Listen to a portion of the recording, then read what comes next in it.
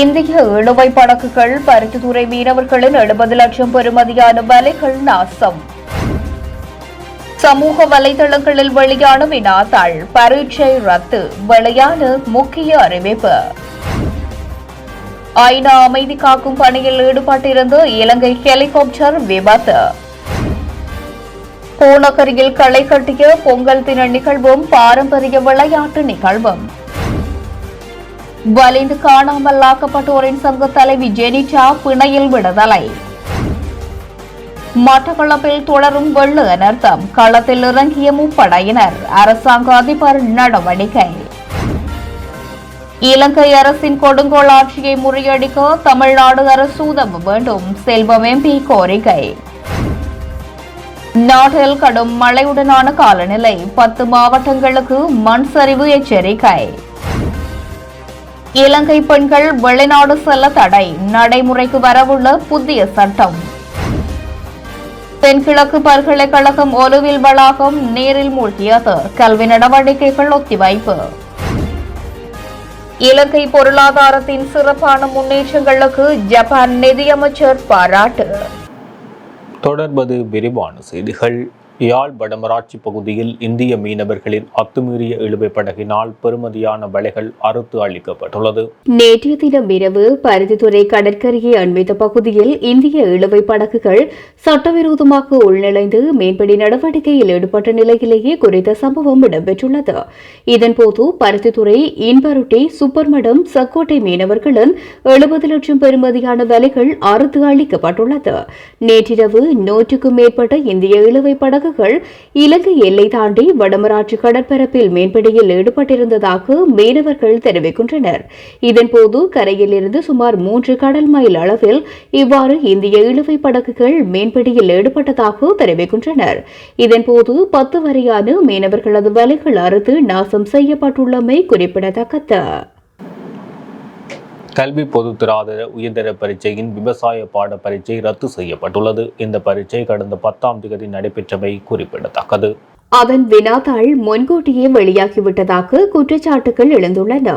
இதனால் அந்த பரீட்சை ரத்து செய்யப்பட்டு விட்டதாகவும் புதிய பரீட்சை திகதி பின்னர் அறிவிக்கப்படும் எனவும் பரீட்சைகள் திணைக்களம் அறிவித்துள்ளது. ஜோர்டானில் வேலை இழந்த ஆடை தொழிற்சாலை தொழிலாளர்கள் மீது அமைச்சர் மனுச நாணயக்கார கவனம் செலுத்தியுள்ளார்.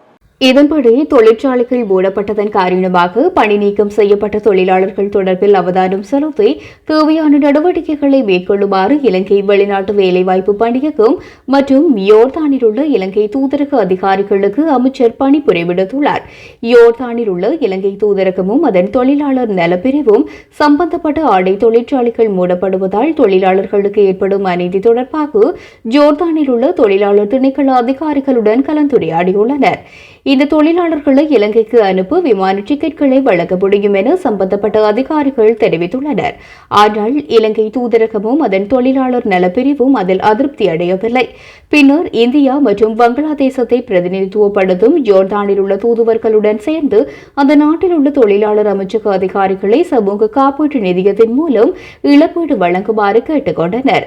இந்த தொழிலாளர்களுக்கு வழங்க வேண்டிய ஊதியம், கொடுப்பனவுகள் மற்றும் சமூக பாதுகாப்பு இழப்பீடு ஆகியவற்றின் நிலுவைத் தொகையை பெறுவதற்கு ஜோர்தானிய சட்ட ஆலோசனை நிறுவனத்திற்கு உதவுமாறு பணியகத்தின் தலைவர் AM ஹில்மி தூதரக அதிகாரிகளுக்கு அறிவுறுத்தல்களை வழங்கியுள்ளார். அத்துடன் தற்போது ஜோர்தானில் செல்லுபடியான விசா இன்றி தங்கியுள்ள தொழிலாளர்களுக்கு அபராதம் எதுவும் விதிக்கப்படாமல் நாட்டுக்கு அழைத்து வருமாறும் தங்கியிருக்க விரும்பும் 62 இலங்கையர்களுக்கு புதிய பணியிடங்களை வழங்குவதற்கு தேவையான ஏற்பாடுகளை மேற்கொள்ளுமாறும் அறிவுறுத்தப்பட்டுள்ளது. தற்போது சம்பந்தப்பட்ட தொழிலாளர்கள் தொழிற்சாலைக்கு சொந்தமான தங்கும் விடுதியில் தடுத்து வைக்கப்பட்டுள்ளதாகவும் தூதரகத்தின் கோரிக்கைகளுக்கு பதில் கிடைத்ததை அடுத்து இம்மாதத்திற்குள் இந்த தொழிலாளர்களை இலங்கைக்கு அனுப்புவதற்கு தேவையான ஏற்பாடுகள் செய்யப்பட்டுள்ளதாக தூதரகம் தெரிவித்துள்ளது. யோர்தானில் உள்ள ஒரு நிறுவனத்தில் 153 இலங்கை தொழிலாளர்களும் மத்திய ஆடை தொழிற்சாலையில் 67 தொழிலாளர்களும் பணிபுரிந்தனர். இதேவேளை குறித்த நிறுவனம் ஒன்றில் பணியாற்றிய இலங்கை தொழிலாளர்களின் கையொப்பத்துடன் வெளியிடப்பட்டுள்ள கடிதத்தில் உணவு, தண்ணீர் தண்ணீர், மின்சாரம் போன்ற அடிப்படை தேவை தட்டுப்பாடு இன்றி பெற்று வருவதாக தெரிவித்துள்ளனர். இந்த 2 ஆடை தொழிற்சாலைகளிலும் உள்ள இலங்கை பணியாளர்களின் மருத்துவ தேவைகளை பூர்த்தி செய்வதற்கு தேவையான நிதியினை இலங்கை வெளிநாட்டு வேலைவாய்ப்பு பணியகம் அனுப்பி வைத்துள்ளது. தொழிலாளர் நல திணைக்கள அதிகாரிகள் தொடர்ந்தும் சம்பந்தப்பட்ட தொழிலாளர்களை அவதானித்து வருவதாகவும் வெளிநாட்டு வேலைவாய்ப்பு பணியகம் குறிப்பிடுகின்றது. இவ்வூழியர்களின் பிரச்சினைகள் தொடர்பில் சட்ட நடவடிக்கை எடுப்பது தொடர்பில் 3 சட்ட நிறுவனங்களுடன் கலந்துரையாடப்பட்டு அவர்களின் ஆலோசனைகளை பெற்ற பின்னர் ஊழியர்களின் சம்மதத்துடன் தேவையான நடவடிக்கைகள் மேற்கொள்ளப்படும். அனைத்து நடவடிக்கைகளும் நிறைவடைந்ததன் பின்னர் இலங்கை பணியாளர்கள் நாடு திரும்ப உள்ளதாக இலங்கை வெளிநாட்டு வேலைவாய்ப்பு பணியகம் தெரிவித்துள்ளது. இலங்கை விமானப்படைக்கு சொந்தமான M17 விமானம் ஒன்று மத்திய ஆப்பிரிக்காவில் விபத்துக்குள்ளாகியுள்ளது. ஐக்கிய நாடுகள் அமைதி காக்கும் பணியில் ஈடுபடுத்தப்பட்ட நிலையில் மோசமான வானிலை காரணமாக விமானம் விபத்துக்குள்ளானதாக பாதுகாப்பு அமைச்சு வட்டாரங்கள் தெரிவித்துள்ளது. விமானத்தில் 5 பேர் இருந்தபோதும் உயிர் சேதம் ஏதும் ஏற்படவில்லை என்றும் அவர்கள் பாதுகாப்பாக இருப்பதாகவும் பாதுகாப்பு அமைச்சு தெரிவித்துள்ளது. பூநகரி வாடியடியில் 55வது படைப்பிரிவின் ஏற்பாட்டில் பொங்கல் தின நிகழ்வும் பாரம்பரிய விளையாட்டு நிகழ்வும் இன்றைய தினம் போலீசார் பூநகரி பிரதேச செயலாளர், பூநகரி பிரதேச அரசு திணைக்களங்களின் பங்கு பெற்றலுடன் நடைபெற்றது. இதன்போது சிறுவர்கள், பெண்கள் மற்றும் இளைஞர்களுக்கான பல்வேறு பாரம்பரிய விளையாட்டுப் போட்டிகளும் இடம்பெற்றன. குறித்த நிகழ்வில் பூநகரி பிரதேச செயலாளர் த. அகிலன், பூநகரி போலீஸ் நிலைய பொறுப்பதிகாரி, கிளிநொச்சி 55 படைப்பிரிவின் கட்டளை அதிகாரி, ராணுவ உயரதிகாரிகள், பொதுமக்கள் என பலரும் கலந்து கொண்டனர். வவுனியா போலீசாரால் கைது செய்யப்பட்டு நீதிமன்றத்தில் முற்படுத்தப்பட்ட வவுனியா வெளிந்து காணாமல் ஆக்கப்பட்ட சங்கத்தின் தலைவி சி. ஜெனிட்டா இன்று பிணையில் விடுவிக்கப்பட்டார். ஜனாதிபதி ரணில் விக்ரமசிங்கே அண்மையில் வவுனியாவிற்கு விஜயம் செய்ததுடன் நகரசபை மண்டபத்தில் இடம்பெற்ற வன்னி மாவட்டங்களுக்கான ஒருங்கிணைப்பு குழு கூட்டத்தில் கலந்து கொண்டிருந்தார். இதன்போது வடகிழக்கு வலிந்து காணாமலாக்கப்பட்ட உறவுகளின் சங்கத்தின் தலைவி உட்பட 2 நீதிமன்ற கட்டளையினை மீறியதாக தெரிவித்து வவுனியா காவல்துறையினரால் கைது செய்யப்பட்டனர். கைது செய்யப்பட்டவர்கள் அன்றைய தினம் மாலை நீதிமன்றில் முற்படுத்தப்பட்டனர். இதன்போது சங்கத்தின் தலைவி சி. ஜெனிட்டா இன்று வரை விளக்கமறியலில் வைக்கப்பட்டதுடன் மற்றைய பெண் அன்றைய தினமே பிணையில் விடுவிக்கப்பட்டார். இந்நிலையில் குறித்த வழக்கானது இன்று நீதிமன்றத்தில் எடுத்துக் கொள்ளப்பட்ட நிலையில் சங்கத்தின் தலைவியை 1 லட்சம் ரூபாய் பிணையில் விடுவித்து நீதவான் உத்தரவிட்டார். இதன்போது ஊடகங்களுக்கு கருத்து தெரிவித்த சி. ஜெனிட்டா, நாங்கள் அதிபரை சந்திப்பதற்கு அனுமதி கேட்டிருந்தோம். மாறாக எந்தவிதமான வன்முறைகளையும் நாம் மேற்கொள்ளவில்லை. அரசு சொத்துக்களை சேதப்படுத்தவில்லை, வீதியினை மறைக்கவில்லை. ஆனால் காவல்துறையினர் எண்களை பெண்கள் என்றும் பார்க்காது அநாகரிகமான முறையிலேயே கைது செய்தனர். கொலை குற்றங்கள் செய்தவர்களை கூட இப்படி நடத்தி இருக்க மாட்டார்கள். இது எமக்கு மனவருத்தமாக இருக்கின்றது. நீதிக்கான குரல்களை நசிக்கும் வன்மையான செயற்பாடாகவே நாம் இதனை பார்க்கின்றோம் எனவும் தெரிவித்தார். மட்டக்களப்பு மாவட்டத்தில் ஏற்பட்ட வெள்ள அனர்த்தத்தினால் 50,200 ஏக்கர் விவசாய செய்கைகள் பாதிக்கப்பட்டுள்ளதாக மட்டக்களப்பு மாவட்ட அரசாங்க அதிபர் திருமதி ஜே. முரளிதரன் தெரிவித்துள்ளார். அதேவேளை வெள்ள அனர்த்தத்தினால் பாதிக்கப்பட்ட விவசாயிகள் கமநல சேவை திணைக்களத்தில் பாதிப்புகளை பதிய வேண்டும் எனவும் அவர்களுக்குரிய விவசாய காப்புறுதி நஷ்ட ஈடுகள் வழங்க நடவடிக்கை எடுக்கப்படும். எதிர்காலத்தில் மாவட்டத்தில் வரும் வெள்ள அனர்த்தங்களை தவிர்க்கும் முகமாக பாதிக்கப்பட்ட இனங்காணப்பட்டுள்ள பகுதிகளுக்கு ஒரு புதிய திட்டத்தை வகுத்து மக்களை பாதுகாப்பதற்கு வேண்டிய நடவடிக்கைகள் எடுக்கப்பட உள்ளது என மட்டக்களப்பு மாவட்ட அரசாங்க அதிபர் திருமதி ஜே. முரளிதரன் தெரிவித்தார். இன்று மட்டக்களப்பு மாவட்ட செயலகத்தில் இடம்பெற்ற ஊடக சந்திப்பில் மாவட்ட அரசாங்க அதிபர் மேற்கண்டவாறு கருத்து தெரிவித்தார். இது தொடர்பில் அவர் மேலும் தெரிவிக்கையில், மட்டக்களப்பு மாவட்டத்தில் வடிகான் அமைப்பு செயல் திட்டம் ஒன்று முன்னெடுக்கப்பட வேண்டும். அதற்கான நிதி தேவையும் நமது மாவட்டத்தில் உள்ளது. இதனை கவனத்தில் எடுத்து எதிர்காலத்தில் செயற்பட வேண்டியுள்ளது. எமது மாவட்டத்தில் ஏற்பட்ட வெள்ள அனர்த்தத்தினால் 50,200 ஏக்கர் விவசாய செய்கைகள் பாதிக்கப்பட்டுள்ளது. பயிர்ச்செய்கை நிலங்கள் பாதிக்கப்பட்ட விவசாயிகள் ஒவ்வொருவரும் தங்களது பிரிவில் உள்ள கமநல சேவை திணைக்களத்திற்கு வந்து பாதிப்புகளை பதிய வேண்டும். விவரங்களை அப்போது அவர்களுக்குரிய விவசாய காப்புறுதி நஷ்ட ஈடுகள் வழங்க நடவடிக்கை எடுக்கப்படும். வெள்ளத்தால் பாதிக்கப்பட்ட கிரான் பிரதேச செயலக பிரிவில் ராணுவத்தினரின் உதவியுடன் மாணவர்கள் உயர்தர பரீட்சை நிலையங்களுக்கு கொண்டு செல்லப்படுகின்றனர். வாகரை பிரதேசத்தில் நோயாளிகளை வைத்தியசாலைக்கு கொண்டு செல்லவும் உதவி புரிந்துள்ளனர். வெள்ள அனர்த்தங்களின் போது தேவையான உதவிகளை செய்ய தயாரான நிலையில் உள்ளனர். எதிர்காலத்தில் மாவட்டத்தில் வரும் வெள்ள அனர்த்தங்களை தவிர்க்கும் முகமாக பாதிக்கப்பட்டுள்ள இனங்காணப்பட்டுள்ள பகுதிகளுக்கு ஒரு புதிய திட்டத்தை வகுத்து மக்களை பாதுகாப்பதற்கு வேண்டிய நடவடிக்கைகளை எதிர்காலத்தில் எடுக்கப்பட உள்ளதாகவும் தெரிவித்தார். இலங்கை அரசின் கொடுங்கோல் ஆட்சியை முறியடிக்கின்ற அகிம்சை போராட்டத்துக்கு தமிழ்நாடு அரசு உதவ வேண்டும் என பாராளுமன்ற உறுப்பினர் செல்வம் அடைக்கலநாதன் கோரிக்கை விடுத்துள்ளார். இந்தியாவின் தமிழ்நாட்டில் இடம்பெற்ற அயலக தமிழர் மாநாட்டில் கலந்து கொண்டு கருத்து தெரிவிக்கும் போதே அவர் இதனை தெரிவித்துள்ளார். மேலும் ஈழத்தமிழர்கள் எதிர்நோக்குகின்ற பிரச்சினைகளுக்கு தமிழக அரசு என்றும் துணை நிற்கும் என நம்புவதாகவும் செல்வம் அடைக்கலநாதன் நம்பிக்கை வெளியிட்டுள்ளார். அதோடு அகதிகளாக தமிழ்நாட்டை சென்றடைந்த இலங்கை தமிழ் மக்களுக்கு தமிழ்நாடு அரசு வழங்கியுள்ள உதவிகள் தொடர்பிலும் இதன்போது நினைவு கூர்ந்தார். நாட்டில் கடும் மழையுடனான காலநிலை தொடரும் நிலையில் 10 மாவட்டங்களில் உள்ள 28 பிரதேச செயலாளர் பிரிவுகளுக்கு மண் சரிவு அபாய எச்சரிக்கை விடுக்கப்பட்டுள்ளது. குறித்த அறிவிப்பை தேசிய கட்டட ஆராய்ச்சி நிறுவனம் வெளியிட்டுள்ளது. அவ்வகையில் பதுளை, காலி, கண்டி, களுத்துறை, மாத்தளை, மாத்தறை, மொனராகலை, கேகாலை, நுவரெலியா மற்றும் ரத்தினபுரி உள்ளிட்ட மாவட்டங்களுக்கே குறித்த மண் சரிவு அபாய எச்சரிக்கை விடுக்கப்பட்டுள்ளது. நாட்டில் தொடரும் கடும் மழையுடனான சீரற்ற காலநிலையால் 13 மாவட்டங்களை சேர்ந்த 1,09,635 பேர் பாதிக்கப்பட்டுள்ளனர். அத்துடன் வெள்ளம் மற்றும் மண் சரிவு, மரம் முறிந்து விழுதல் உள்ளிட்ட அனர்த்தங்களினால் 2 உயிரிழந்துள்ளனர். மேலும் 6 வீடுகள் முற்றாக சேதமடைந்துள்ளதுடன் 318 வீடுகள் பகுதியளவில் சேதமடைந்துள்ளன.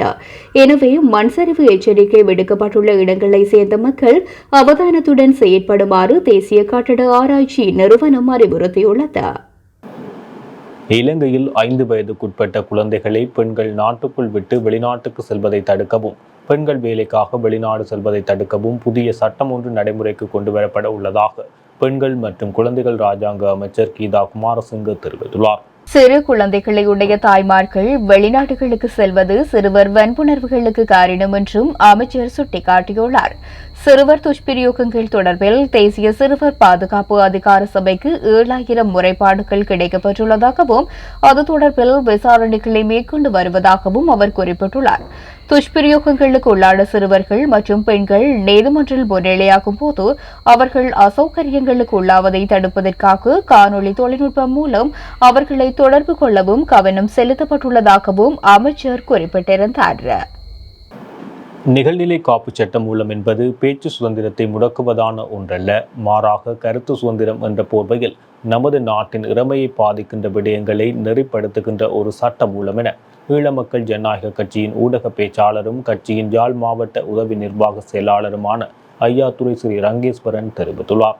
இலங்கை தமிழ் காங்கிரசினுடைய அகில இலங்கை தமிழ் காங்கிரசினுடைய நாடாளுமன்ற தேசிய பட்டியல் நாடாளுமன்ற உறுப்பினர் செல்வராஜா கஜேந்திரன் அவர்கள் ஒரு கருத்தை சொல்லியிருக்கின்றார்கள். அதாவது சமஷ்டி முறையிலான முறைமை தான் இந்த நாட்டை காப்பாற்றக்கூடும், நாங்கள் தமிழ் மக்களோட புரிந்துணர்வுக்கு வாருங்கள் என்ற ஒரு அழைப்பை விடுத்ததாக ஒரு செய்திகள் வெளியாக இருக்கின்றன. உண்மையில் சமஷ்டி அப்படின்னு சொன்னால் என்ன என்றதுக்கான ஒரு வரவிலக்கணத்தை முதலாவதாக சம்பந்தப்பட்ட நாடாளுமன்ற உறுப்பினர்கள் தெளிவுபடுத்த வேண்டும். ஒரு சமயத்தில் திரு கஜேந்திரகுமார் பொன்னம்பலம் அவர்கள் சமஷ்டி என்றால் என்னென்ற ஒரு விளக்கணம் கொடுத்திருந்தார். மத்தியில் கூட்டாட்சி, மாநிலத்தில் சுயாட்சி என்பதுதான் சமஷ்டி என்ற உள்ளடக்கம் என்கின்ற ஒரு கருத்தை கூறியிருந்ததை நாங்கள் பார்த்துருக்கின்றோம். ஒரு ஊடகங்களில் இந்த செய்திகள் வெளியாக இருக்கின்றன. இப்போ இங்கே சமஷ்டி அல்லது ஒற்றையாட்சி என்பதனுடைய விடயம் சம்பந்தமாக சிங்கள மக்களுக்கும் தமிழ் மக்களுக்கும் இடையிலே ஒரு சொல்லாடலில் ஒரு பிரச்சனைகள் நீண்ட காலமாக இருந்து வருகின்றன. ஒற்றையாட்சி என்றால் தமிழர்கள் அதை ஒரு அடக்குமுறைக்கு உட்படுத்தப்பட்ட ஒரு பாக்கியமாக அல்லது அது ஒரு கூட்டாக பார்க்கின்ற தன்மையும், சமஷ்டி என்றால் சிங்கள மக்கள் அது ஏதோ முழுமையாக பகிர்ந்து தங்களுடைய இறமையை இழந்திருக்கிறோம் என்கின்ற பார்வை என்று இருக்கின்ற மாதிரியான ஒரு சொல்லாடலில் இருக்கின்ற பிரச்சனைகள் இங்கே கூடுதலாக பார்க்கப்படுகின்றன. இப்பொழுது எங்களுக்கு சொல்லாடல் என்பதை விட எங்களுக்கு அதிகாரங்கள், அதுக்குள்ள உள்ளடக்கங்கள் என்ன என்னவென்று தான் நாங்கள் பார்க்க வேண்டியவர்களாக இருக்கின்றோம். அதாவது நாங்கள் எங்களுடைய இளம் மக்கள் ஜனநாயக கட்சியுடைய நிலப்பாடு மத்தியில் கூட்டாட்சி, மாநிலத்தில் சுயாட்சி என்பதுதான் எங்களுடைய நிலப்பாடாக இருக்கின்றது. அதே போன்று சமஷ்டி என்கின்ற பொழுது அதனுடைய இன்னொரு சொல்வடிவமாகவும் அதை காங்கிரஸ் கட்சியினுடைய நாடாளுமன்ற உறுப்பினர் கஜேந்திரகுமார் பொன்னம்பலம் அவர்களும் சொல்லியிருக்கின்றார்கள்.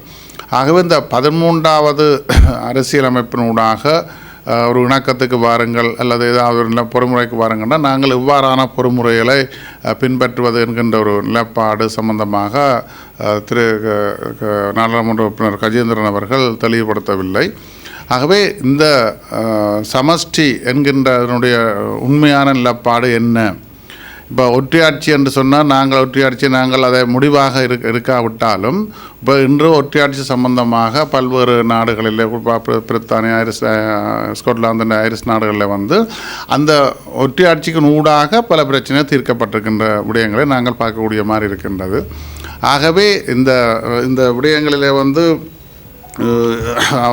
பல்வேறு விஷயங்களை நாங்கள் பார்க்கின்ற பொழுது இப்போது நாங்கள் மத்தியில் கூட்டாட்சி, மாநிலத்தில் சுயாட்சின்னு சொல்கின்றோம். எங்களுடைய நிலப்பாடாக இருக்கின்றது. அவர்கள் இரு தேசம் ஒரு நாடு என்கின்ற கருத்தை சொல்கின்றார்கள். ஆகவே மத்தியில் கூட்டாட்சி, மாநிலத்தில் சுயாட்சி என்பதும் இரு தேசம் ஒரு நாடு என்று சொல்வதும் அவருடைய கருத்துக்களுக்கு கிட்டத்தட்ட எங்களுடைய நிலப்பாட்டில் தான் அவர்கள் நிற்கின்றன தான் நாங்கள் கருதுகின்றோம். ஆனால் அவர்கள் அவ்வாறான ஒரு நிலப்பாட்டை தெளிவுபடுத்தவில்லை. ஆனால் இப்போ பல்வேறு சொற்பிரயோகங்கள் இருக்கின்றன. அதாவது தன்னாட்சி, சுயநிர்ணயம் என்கின்ற பல சொல்லாடல்களை தான் நாங்கள் இங்கே இதில் ஒரு கௌரவ பிரச்சனையாக பார்க்கின்றோமே தவிர இந்த உள்ளடக்கம் என்ன, இதனுடைய நிலப்பாடாக நாங்கள் என்ன மாதிரியான தீர்வை மக்களுக்கு கொண்டு போகின்றோம் என்கின்ற விடயங்களில் அவர்கள் தெளிவான சிந்தனையற்ற நிலையில் அந்த கருத்துக்களை சொல்லி வருகின்றார்கள். ஆகவே தான் நாங்கள் இந்த நிலையில் தான் நாங்கள் இதுக்கான ஒரு விளக்கத்தை அவர்கள் வழங்க வேண்டும். இப்பொழுது சமஷ்டி என்ற சொல்லை வைப்பதன் ஊடாக அதை வெற்றி பெறுவதன் ஊடாக நாங்கள் அதை பெருசாக சாதித்ததாக அவர்கள் அப்படி ஒரு நிலைப்பாட்டை அவர்கள் சிந்திக்கின்றார்கள். ஆனால் சமஷ்டி என்று என்னென்ற அதுக்கு உள்ளடக்கத்தை பார்த்தால் இரு தேசம் ஒரு நாடு இருக்கின்றார்கள். அதே நேரம் பார்க்கின்ற பொழுது மத்தியில் கூட்டாட்சி, மாநிலத்தை சுயாட்சி என்றது எங்கள் நிலப்பாடாக இருக்கின்றது. ஆகவே இந்த இடத்துல அகில இலங்கை தமிழ் காங்கிரஸ் தன்னுடைய கருத்து நிலப்பாடுகளை சமஷ்டி என்றால் எவ்வாறான பொறுமுறைகளை தாங்கள் செய்ய வேண்டும் என்கின்ற விடயத்தில் அவர்கள் இல்லை. ஆகவே நாங்கள் 13வது அரசியலமைப்பு என்கின்ற விடயத்தை தான் இப்பொழுது எல்லோரும் அதை பேச முற்பட்டிருக்கின்றார்கள்.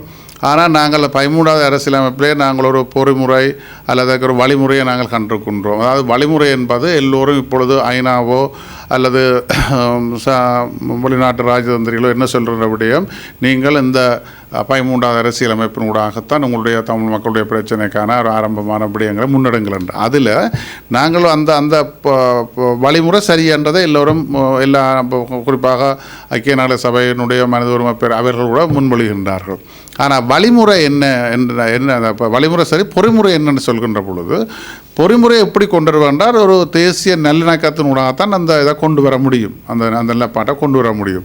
அப்போ வழிமுறையும் பொறிமுறையும் நாங்கள் சரியான ஒரு நெறிப்படத்தில் கொண்டு போகின்ற பொழுது தான் எங்களுடைய பிரச்சனைக்கான ஒரு தீர்வை நாங்கள் எட்ட முடியும், எங்களுடைய தீர்வுக்கு எனக்கு நகர முடியுமாகவே அந்த 2 விடயமும் ஈழ மக்கள் ஜனநாயக கட்சியிடம் தாராளமாகவே 2 விடயங்களை நாங்கள் பின்பற்றி கொண்டிருக்கின்றோம்.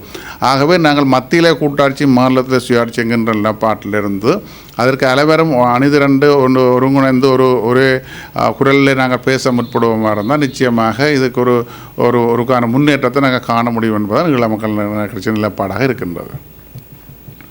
இப்பொழுது நாங்கள் பார்க்கின்ற பொழுது அந்த விடயம் குறிப்பாக நாங்கள் சில உதாரணங்களை பார்க்கின்ற பொழுது இப்போ எங்களுடைய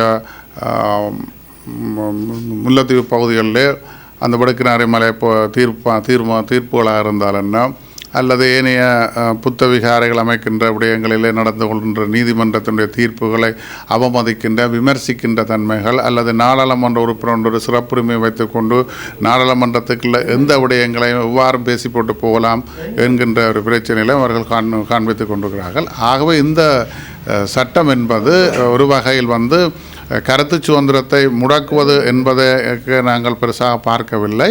ஆனால் ஒரு வகையில் இது ஒரு மீறுகின்றவர்கள், அதாவது ஒரு பாதிக்கப்பட்ட சமூகம் தன்னுடைய பிரச்சனைகளை வெளிக்கொண்டுகின்ற பொழுது அது சம்பந்தமான நிலப்பாட்டை கருத்தை முன்வைக்கின்றவர்களுக்கு ஒரு தடையாக இருக்கிறதுக்கு இந்த சட்டம் சரியாக இருக்கும் தான் நாங்கள் கருதுகின்றோம். இலங்கையில் எதிர்வரும் ஜனாதிபதி தேர்தலில் நிச்சயமாக ஜனாதிபதியாக வரவுள்ள அனுரகுமார திசாநாயக்கவின் முதலாவது அறிவிப்பானது பாராளுமன்றத்தை உடனடியாக கலைப்பதே என முன்னாள் பாராளுமன்ற உறுப்பினர் KD திருலால்காந்த தெரிவித்துள்ளார். இந்த ஆண்டு அதிபர் தேர்தலில் திசை காட்டி வெற்றி பெறும் என்பதை அனைத்து ஆய்வு அறிக்கைகளும் உறுதி செய்துள்ளன. கண்டி கரளியத்த பிரதேசத்தில் இடம்பெற்ற தேசிய மக்கள் சக்தி பொதுக்கூட்டத்தில் கலந்து கொண்டு உரையாற்றும் போது அவர் மேற்கண்டவாறு தெரிவித்தார். இது தொடர்பில் அங்கு அவர் மேலும் தெரிவிக்கையில், திசை காட்டி வெற்றி பெறும் என்ற அச்சத்தில் உள்ளூராட்சி தேர்தலை இது அரசாங்கம் ஒத்திவைத்துள்ளது. இந்த வருட அதிபர் தேர்தலில் அனுரகுமார திசாநாயக்க வெற்றி பெறுவார் என்பதில் பல கட்சிகளை சேர்ந்தவர்களுக்கு சந்தேகம் உள்ளது. ஓரளவுக்கு வாக்குப்பதிவு இருக்காது என்ற சந்தேகமும் எங்களுக்கு உள்ளது. ஆனால் தேர்தலுக்காக மக்கள் காத்திருக்கின்றனர். நிறைவேற்று அதிகாரத்தை செயற்படுத்துவதே ரணிலின் வேலை. இந்த நாட்டை வைத்து 75 ஆண்டுகளாக மாறி மாறி சாப்பிட்டது. உலகத்தின் முன் இலங்கை ஒரு திவாலான நாடு என்பதை அரசு அதிகாரப்பூர்வமாக ஏற்றுக்கொண்டுள்ளது. இந்த வருடம் அக்டோபர் மாத இறுதிக்கு முன்னர் நடைபெறவுள்ள ஜனாதிபதி தேர்தலில் திசை காட்டியினால் அதிபர் தெரிவு செய்யப்படுவார். அடுத்த 7 மாதங்களுக்கு இடைவெளி இல்லை. ஒவ்வொருவரும் தினமும் உழைக்க வேண்டும். நாடாளுமன்றம் உடனடியாக கலைக்கப்படும் என்று தேசிய மக்கள் சக்தியின் தலைவரின் முதல் அறிவிப்பு. எனவே பொது தேர்தலுக்கு தயாராக வேண்டும் என தெரிவித்தார். மழை வெள்ளம் மற்றும் வான்கதவு திறப்பு காரணமாக தென்கிழக்கு பல்கலைக்கழக ஒழுவில் வளாகம் நீரில் மூழ்கியுள்ளது. சீரற்ற காலநிலையால் பல்கலைக்கழக எல்லைக்குள் வெள்ள அபாயம் ஏற்படலாம் என்ற அச்சத்தில் ஒலுவில் வளாக மாணவர்களுக்கான அனைத்து கல்வி நடவடிக்கைகளும் 2024 ஜனவரி 16ஆம் தேதி வரை இடைநிறுத்தப்படுவதாக அறிவிக்கப்பட்டு மாணவர்களும் விடுதிகளில் இருந்து வெளியேற்றப்பட்டனர். அதனைத் தொடர்ந்து வெள்ள அபாயத்தால் பாதிக்கப்படும் என சந்தேகிக்கப்பட்ட பிரதேசங்களில் இருந்து அகற்றக்கூடிய அனைத்து பொருட்களும் பல்கலைக்கழக அனர்த்த முகாமைத்துவ குழுவில் கண்காணிப்பில் பாதுகாப்பான இடங்களுக்கு அப்புறப்படுத்தப்பட்டிருந்தன. இருந்தபோதும் தொடரான மழையின் காரணமாக ஏற்பட்டுள்ள அவசர கால வான்கதவுகள் திறக்கப்பட்டதன் காரணமாக எதிர்பாராத சில பிரதேசங்களையும் வெள்ளம் ஆக்கிரமித்துள்ளது. எதிர்காலத்தில் மேலதிக வெள்ள அபாயம் ஏற்படலாம் என எதிர்பார்க்கும் இடங்களில் உள்ள ஆவணங்களையும் பல்கலைக்கழக சொத்துக்களையும் பாதுகாக்கும் அகற்றும் நடவடிக்கைகளில் பல்கலைக்கழக ஊழியர்கள் ஈடுபட்டு வருவதாகவும் இழப்புகள் மற்றும் ஏனைய செயற்பாடுகள் தொடர்பில் பின்னர் அறிவிப்பதாகவும் தற்போதைய காலநிலை முன்னறிவிப்புகளால் ஏற்படக்கூடிய சாத்தியமான ஆபத்துகளையும் கள நிலவரங்களையும் பல்கலைக்கழகத்தின் மூத்த ஆலோசனை குழுவினர் உன்னிப்பாக ஆராய்ந்து வேண்டிய அனைத்து நடவடிக்கைகளையும் எடுத்து வருவதாகவும் உபவேந்தர் பேராசிரியர் ரமேஷ் அபூபக்கர் தெரிவித்துள்ளார். இதேவேளை பல்கலைக்கழக ஊழியர்களுடன் இணைந்து முப்படையினரும் மீட்பு பணிகளில் ஈடுபட்டு வருவது குறிப்பிடத்தக்கது. இலங்கை பொருளாதார ரீதியில் அடைந்துள்ள சிறந்த முன்னேற்றங்களுக்கு ஜப்பான் நிதியமைச்சர் சுசுகி ஜுனிச்சி பாராட்டு தெரிவித்துள்ளார். இலங்கை பொருளாதார ரீதியில் அடைந்துள்ள சிறந்த முன்னேற்றங்களுக்கு ஜப்பான் நிதியமைச்சர் சுசுகி ஜுனிச்சி பாராட்டு தெரிவித்துள்ளார். நாட்டின் மொத்த தேசிய உற்பத்தி மற்றும் பணவீக்க குறிகாட்டிகளில் காணக்கூடிய முன்னேற்றங்களை சுட்டிக்காட்டிய ஜப்பான் நிதியமைச்சர் ஜனாதிபதி ரணில் விக்ரமசிங்கவின் சரியான பொருளாதார வேலை திட்டத்தின் பலனாகவே அந்த முன்னேற்றங்கள் கிடைத்துள்ளதாகவும் தெரிவித்தார். ஜப்பான் நிதியமைச்சர் சுசுகி ஜுனிச்சி ஜனாதிபதி ரணில் விக்ரமசிங்கவை நேற்று ஜனாதிபதி அலுவலகத்தில் சந்தித்து கலந்துரையாடிய போதே மேற்கண்டவாறு தெரிவித்தார். ஜப்பான் இலங்கை பொருளாதார உறவுகளை பலப்படுத்திக் கொள்ளும் நோக்கிலேயே ஜப்பான் நிதியமைச்சர் இலங்கைக்கு 2 நாள் உத்தியோகபூர்வ விஜயம் மேற்கொண்டுள்ளார். இலங்கையின் பொருளாதாரத்தை நிலைப்படுத்தி மீண்டும் கட்டியெழுப்பும் நோக்கில் கடன் நிலைப்படுத்தல் தொடர்பில் கவனம் செலுத்தி பல்வேறு சிறப்பான பொருளாதார மறுசீரமைப்புகளை மேற்கொண்டிருப்பதாக ஜனாதிபதி ரணில் விக்ரமசிங்கே சுட்டிக்காட்டினார். அதே நேரம் இலங்கையின் கடன் நீடிப்பு முயற்சிகளுக்கு ஜப்பான் வழங்கிய சிறப்பான ஒத்துழைப்புகளுக்கும் ஜனாதிபதி நன்றி தெரிவித்தார். இலங்கைக்கு ஜப்பான் எண்களாக வழங்கப்பட்டு வந்த கடன்கள் இடைநிறுத்தப்பட்டுள்ளமை தொடர்பில் ஜப்பான் நிதியமைச்சர் உத்தியோகபூர்வ கடன் வழங்குநர்கள் சங்கத்துடனான புரிந்துணர்வு உடன்படிக்கை மற்றும் சர்வதேச நாணய நிதியத்தின் மேற்பார்வையின் பின்னர் கடன் நிலைத்தன்மை தொடர்பில் அறிவிப்பு விடுத்த பின்னர் மேற்படி கடன்களை மீள வழங்கும் இயலுமை காணப்படுவதாகவும் தெரிவித்தார். தகவல் தொழில்நுட்பம் மற்றும் கடல் பாதுகாப்பு தொடர்பில் 2 நாடுகளுக்கும் இடையிலான உறவுகளை மேலும் பலப்படுத்திக் கொள்ள எதிர்பார்த்திருப்பதாகவும் இலங்கையின் எதிர்கால பயணத்திற்காக ஜப்பானினால் வழங்க முடிந்த அனைத்து உதவிகளையும் வழங்க எதிர்பார்ப்பதாகவும் தெரிவித்தார். ஜப்பான் இலங்கை தொடர்புகளை மேலும் பலப்படுத்த தான் அர்ப்பணிப்புடன் செயற்படுவதாக ஜனாதிபதி ரணில் விக்ரமசிங்க தெரிவித்தார். புதிய பசுமை மற்றும் டிஜிட்டல் பொருளாதாரத்தை கட்டியெழுப்பும் முயற்சிகளில் ஒத்துழைப்புடன் செயற்பட வேண்டியதன் அவசியத்தையும் வலியுறுத்தினார். வர்த்தகத்துறையை சிறந்த மட்டத்தில் பாதுகாப்பதற்கு ஏற்றுமதி தொடர்பில் கவனம் செலுத்த வேண்டும் என தெரிவித்த ஜனாதிபதி இலங்கைக்கான புதிய பொருளாதார முறைமை தொடர்பில் கவனம் செலுத்தப்படுவதாகவும் தெரிவித்தார். இத்துடன் ஜெஃப்னா கலரியின் இரவு நேர பிரதான செய்திகள் நிறைவு பெறுகின்றது. மேலும் செய்திகளை அறிந்து கொள்ள எமது இணையதள பக்கமான www.jeffnakalari.lk என்ற இணையதளத்துடன் இணைந்திடுங்கள்.